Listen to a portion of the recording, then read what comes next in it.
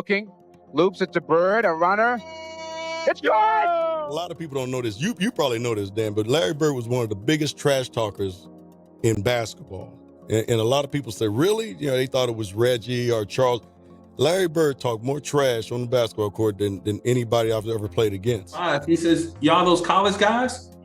And we was like, yeah, we the college guys. And he looked at us and he said, get some fucking rest. It's going to be a long. Playing at the guard, man, on his last leg. We're playing him. He told me, young fella, let me tell you something. I can shoot a jumper anywhere I want to. And he said, you supposed to be a great defender, right? He said, I'm going to make sure I tell you where I'm going to shoot the ball at. He came out that night to make a statement, and I was just the prime candidate to be. Yeah. Before the game, he told me, he was like, he just shook his head at me. He said, man, it's going to be a up night for you. And Larry they really didn't like one another. I mean, really didn't like one another. No, I got him. You know, Coop, I got him. I want him. Like, oh, this is what I was learning. Everyone jokes about waking up in a cold sweat after dreaming about Larry Bird. But in 2026, one NBA All-Star made that nightmare sound completely real instead of funny.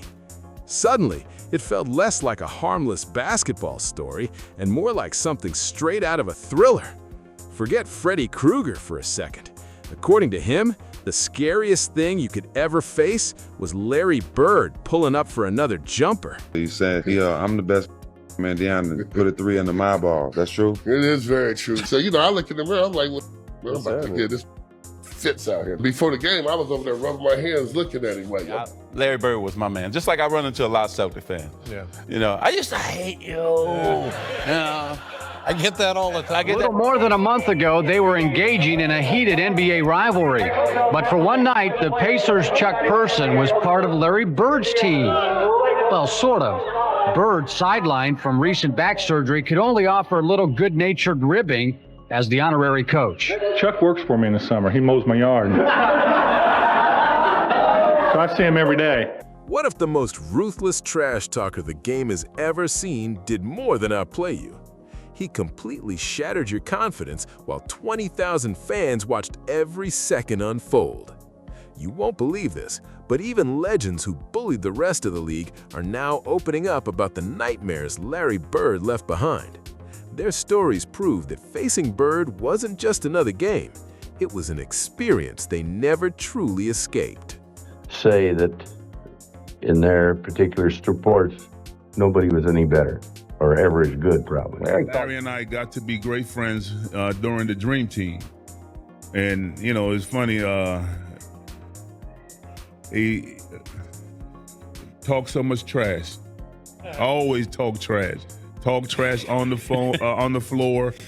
It was talking so much trash during the Dream Team, and that's how it started. I remember my very first game in Boston Garden, heard the fans chanting, Jerry, Jerry, Jerry. And I'm in there in this very first Celtic game, and the fans are starting to chant, Larry, Larry, MVP, MVP, and the scoreboard is shaking up and down. So I go up to him, I said, gosh, I can't hear, what are they saying? Are they cheering for Jerry? And he said, no, they're cheering for me, Larry.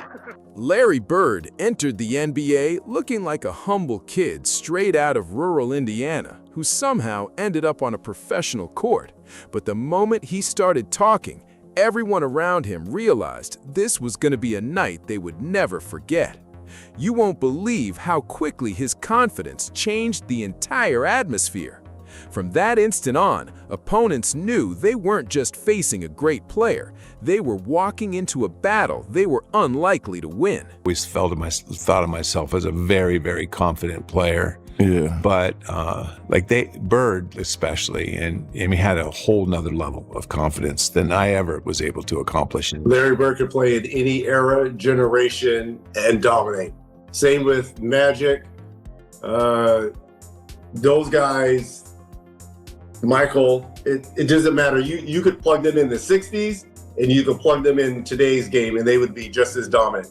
Goes to the right, Bird. He makes the shot, Bird. I said, God damn, who is Bird? Bird.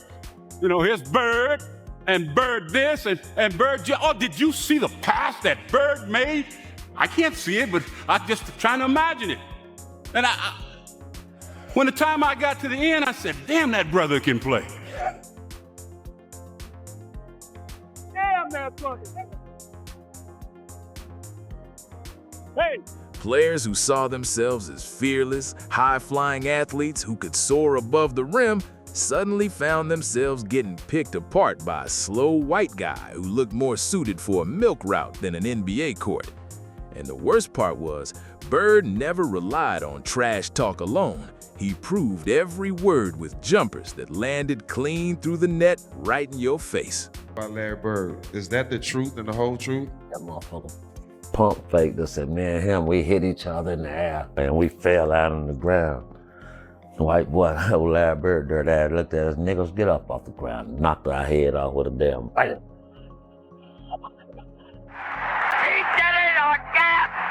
He was a basketball genius. He'd be a step ahead, a thought ahead, play the game like a chess game. Bird over the shoulders for two. I'd much rather guard Michael Jordan than Larry Bird because you have to play the game as a thinker when you're playing him. You have to get inside his mind.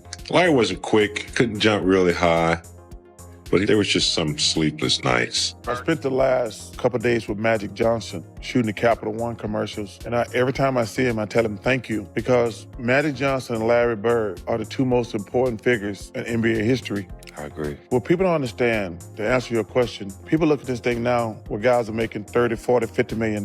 When I came in, David Stern's first year, the average salary was $200,000. Magic and Bird, those guys changed the entire trajectory of the NBA and made it what it is today.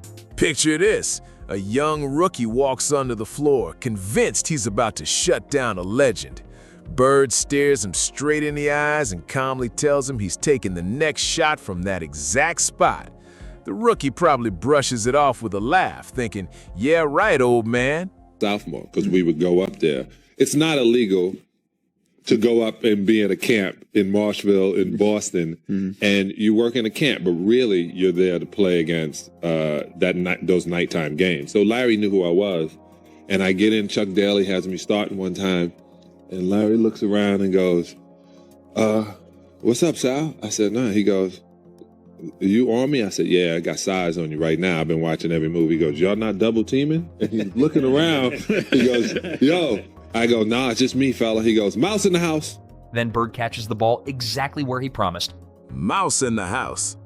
Then Bird caught the ball in the exact spot he had called, rose up and buried the shot, while the helpless defender was still trying to figure out how the slow guy got free. That wasn't luck. That was Larry Legend turning the game into his own stage, where he called every move, controlled the entire show, and made sure the ending always came with the ball dropping through the net. Even Michael Jordan admitted that Bird was the greatest trash talker and master of mind games the sport has ever seen. Jordan said Bird taught him everything about getting inside an opponent's head. Let that sink in for a second. The player who built his legacy by crushing opponents gave Larry Bird credit for the blueprint. If even MJ was learning from Bird, the rest of the league never had a chance once the games began. You see it over there by my bench, right? And I'm going to give you something, and it's going to be this jumper. Right. And I said, shit, watch this. So all of a sudden, we playing, and I'm D'ing him up, and he slow-balled me. That's where I got the slow ball, put your back to your back like this, and his back was bad during this time. So he went right to that corner, and I'm up on him, I'm under him, and he said, young fuck. One of the most unforgettable moments came against Reggie Miller. Reggie, the confident sharpshooter who never stayed quiet, tried to throw Bird off during a pair of late-game free throws. Bird calmly looked his way and knocked down the first shot. Then he turned to the young guard and delivered a line nobody forgot. Rook, I'm the best shooter in the league right now, understand? Reggie probably wished the court would open up and swallow him after hearing that. Bird backed up every word, just like he always did. He didn't predict what was about to happen, he made it happen with every shot that splashed through the net. Bird had a habit of making even the biggest stars look ordinary. Then came another unforgettable moment against Charles Barkley. Bird caught the ball, pulled up for a three right in front of him, and before it even landed, he turned and said, "Merry Christmas." The shot dropped, the crowd exploded, and Barkley was left standing there with nothing but embarrassment. That's ice cold. That's Larry Bird turning a holiday game into his own personal roast. To do with this poll question, I'm going to let one of the Danettes, McLovin, ask you this question because he's been dying to ask you this. Okay, if you had to bet a week's pay, who would win a three-point shooting contest, Larry Bird or Reggie Miller? Now? No. In their prime. Look, by the way, you won, just to let you know. You won this. Here's how I'll put it, Reggie. If you was my teammate in the pros, I would win hands down. But since I had Opponents would try everything to shut him up. Double teams, triple teams, guys grabbing jerseys, anything. Opponents tried every possible strategy to silence him. Double teams, triple teams, defenders pulling at his jersey. Nothing seemed to work. Bird would simply flash that small-town smile and question the coach on the other side about why nobody was covering him properly. "Who is guarding me, Chuck? Is anybody actually guarding me? You better put someone on me or I'm dropping 60. Then he would go out there and score 30 or 40 points anyway, leaving defenders running around like they had completely lost control. The man didn't rely on quickness or athleticism. He had elite instincts, incredible shooting touch, and a confidence big enough to take over Boston Garden twice. Even Dennis Rodman, the legendary defender known as one of the toughest stoppers in NBA history, experienced the full Larry Bird challenge during the playoffs. Bird would fake him out, send him jumping the wrong way, and casually knock down another shot.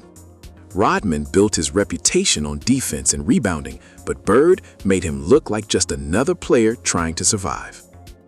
There were even stories of Bird firing the ball toward opponents after plays just to keep the rivalry heated.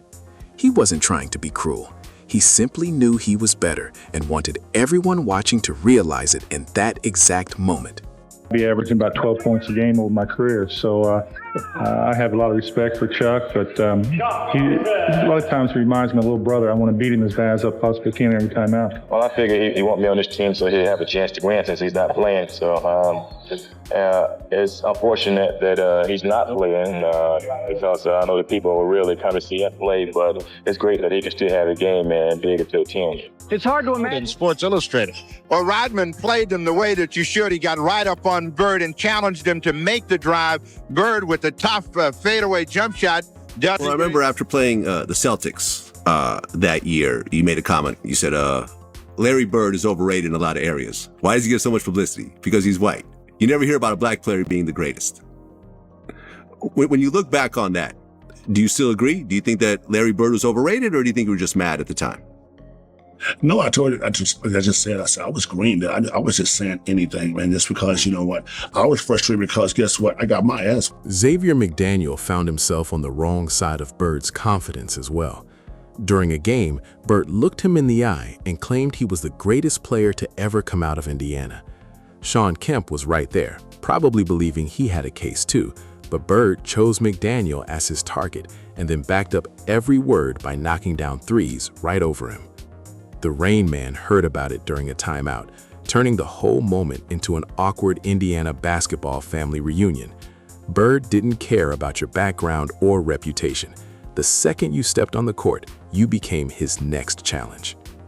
Bird would walk into a shooting contest, look around at the other competitors, and ask who was battling for second place. Sometimes he wouldn't even bother removing his warm-up jacket in the opening round. He would simply keep knocking down shots while everyone else was fighting for their lives. He won those contests back-to-back and made elite shooters look like they were just taking casual shots at a local gym. Players who spent years preparing for that moment learned the same painful lesson. Larry Bird didn't need extra motivation or endless preparation. He showed up, took control, and owned the entire arena. High game. They had the ball and DJ was stalling the basketball. You know, Larry was kind of standing. I was right behind him, like denying him the ball. And they called a timeout. And he turned around and looked at me and said, "I'm going to score right here on you." And I said, "I know you will. I'll be ready." 10 seconds.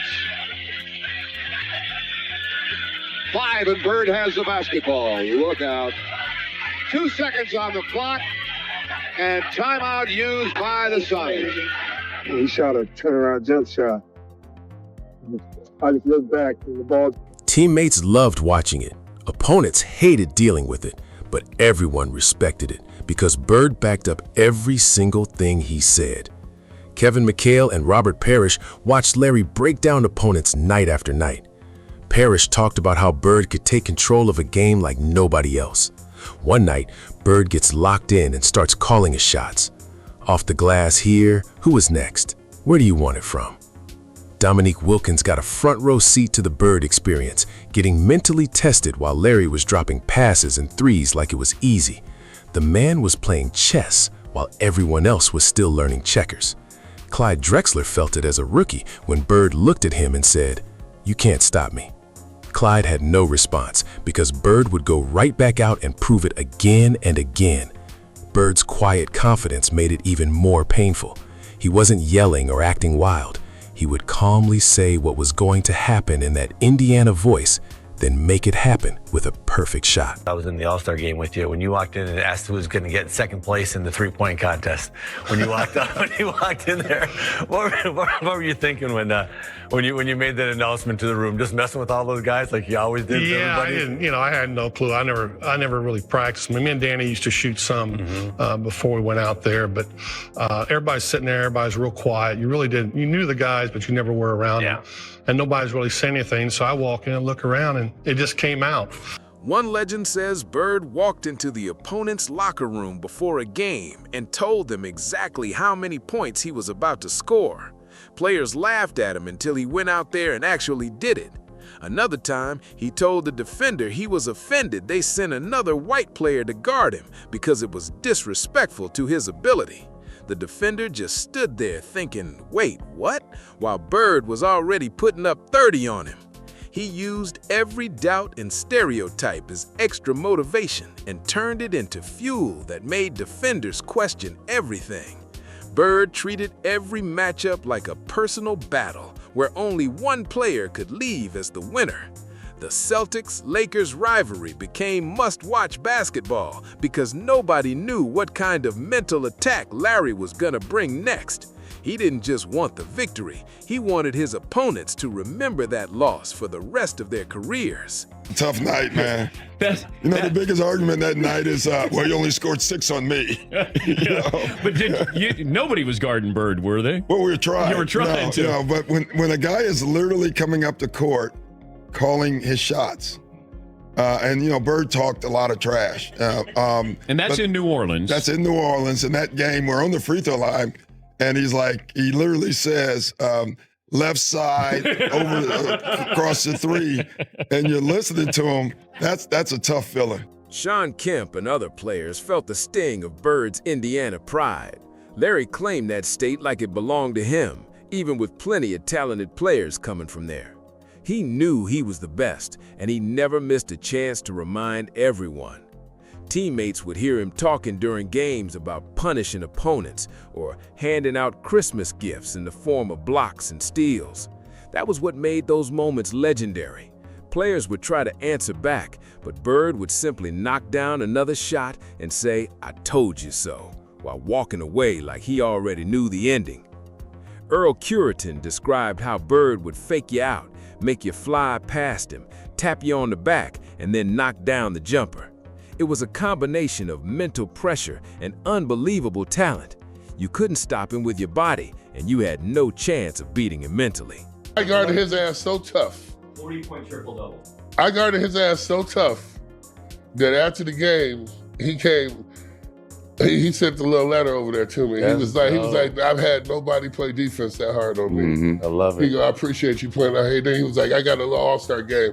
Why don't you come work out with me? Come to All-Star game, man. That's dope. And let me say that summer. I was like, shit, that meant everything to me. Yeah, that's dope. You guys became friends after absolutely, that. To this man. day? Absolutely. So it went from him whooping my ass to him teaching me a few things. Imagine being a young player, full of confidence, walking into the Garden and hearing Larry Legend tell you exactly how he plans to make you look bad.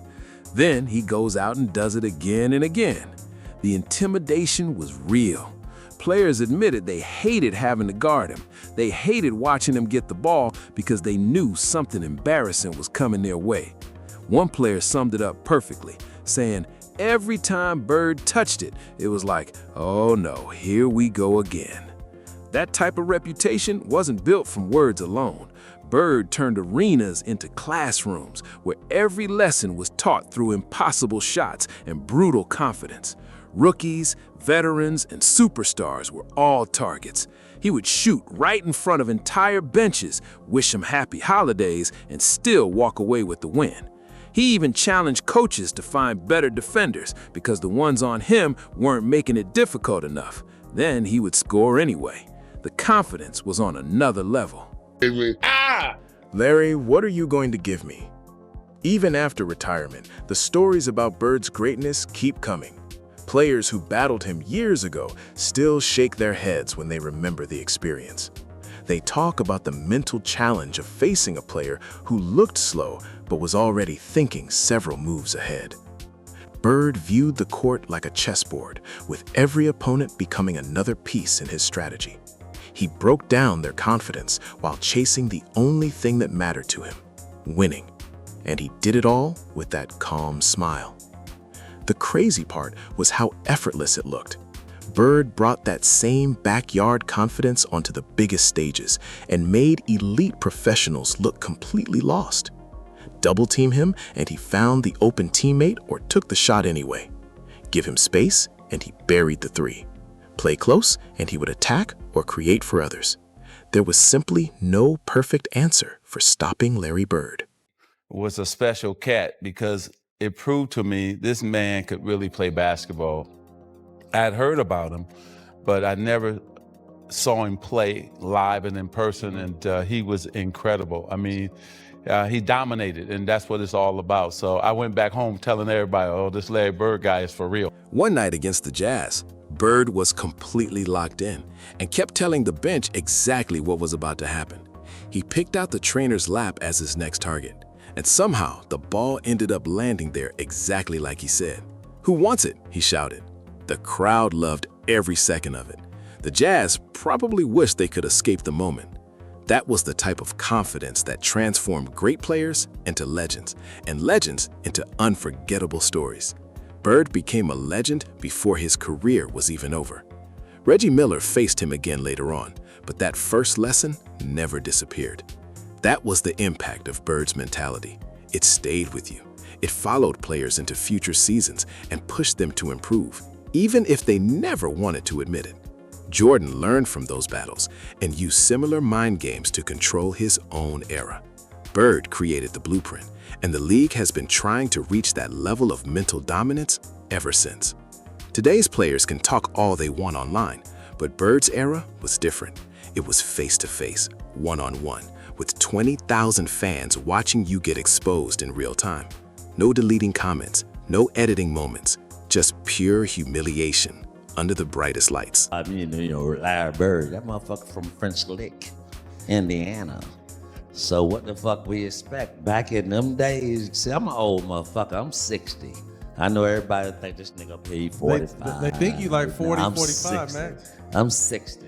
I heard a lot of shit that, you know what I mean? But, it is what it is. And yes, that's the God of heaven fucking truth. He called me and Buck Johnson, niggas get off the floor and hit us with that motherfucker. You know, that shit was long-gated. That shit was long-gated. And you think he gonna shoot? You think he gonna shoot it? Then he bring them up, and then he. Bird's teammates fed off it too. Bird's teammates loved that side of him as well. They knew when Larry started talking, the confidence was flowing, and the victory was usually on its way. Opposing teams hated those trips to Boston, where the Garden felt like a pressure chamber, and Bird was the one controlling the temperature. He didn't need highlight dunks or flashy tricks. His style was calculated, intelligent, and incredibly accurate. Add in a trash-talking ability that never stopped, and you had a nightmare combination for anyone standing across from him. Bird saved his biggest words for the court, where they did the most damage. He would walk past a defender after hitting a shot and say, "I told you so," nice try, sometimes adding a friendly tap on the back. It was almost respectful, which somehow made it even more frustrating. You couldn't even argue with him because he delivered it like it was just another normal day at work for Larry Bird. For Larry, gave you so much confidence. Like you could depend on him. You could just see like his confidence, and like he just like added to everybody else's confidence. How was it when you first met him? Like, what was that interaction like, and getting to know him? He was great. I mean, he was a worker. We played a lot of one-on-one, full court, like half court, full court basketball, just, in practice every day. I got to know Larry really well, but he was a great worker, a great teammate. He told me like when he didn't think I was taking a good shot. So when you said that Larry would put the fear in you, like walk me through that. What do you mean by that? Okay, so Rich, we're going up to play, and I'm a Celtic fan since I was 15 or whatever. Even in Brooklyn, New York? That's because I didn't like the Knicks because everyone else liked them, and the Celtics always won and the Knicks always lost. And all the New Yorkers, I don't really care. My mother would say to me, hey, tell Patrick I said hello. And then because I played with him since we were 16, I would elbow him and say, that's for my mom's. The stories from Bird's 60-point performances are unbelievable. Larry was scoring from everywhere, talking to defenders the entire time, and making the whole thing look easy. There were nights when everything was falling perfectly, yet he still made sure the other team understood they were already in trouble. That confidence came from years of preparation and complete trust in his own talent. He knew his level, and he loved proving it to anyone who questioned him. The disrespect line, the Christmas moment, the trainer's lap shot, and the rookie challenges all show why Bird was such a unique personality in basketball. He brought the attitude and had the ability to back it up. Bird didn't just beat opponents with talent, he broke them down with preparation and basketball intelligence. He studied his opponents, learned their habits, and used that information to stay ahead of them. Then he took it further by getting inside their heads during the game. It was complete domination on every level: physical, mental, and emotional. Larry Bird mastered every part of the game and left the league changed forever. Trying to search out a style of play. Bird will take the first shot. I remember my rookie year, but I didn't guard him, Larry Bird. We played him in the Boston Garden, and I was in the paint, and somehow the ball was swung around. Larry had caught it, and I was running out to Larry Bird, and you know his famous motion. He just kind of shot it. As I was running out, he said, "Too late, rookie." That's what he's too late, rookie. And obviously it went down, and I just shook my head and ran down to the other end. Young plays today watch the highlights and assume everything came naturally. The smooth passes, effortless jumpers, and calm trash talk make it look simple.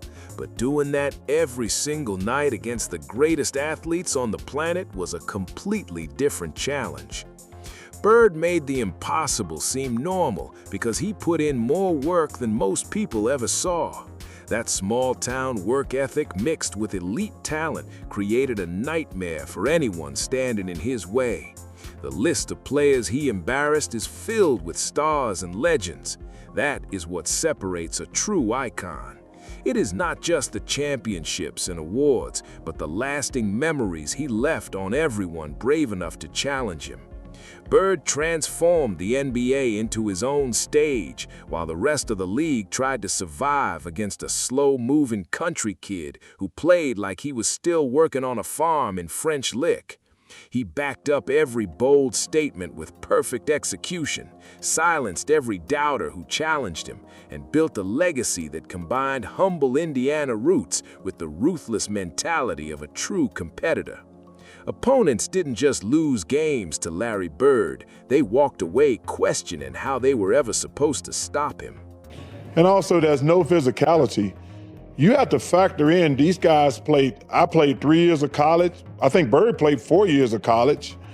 Michael played 3 years of college. Tim Duncan played 4 years of college. David Robinson played 4 years of college.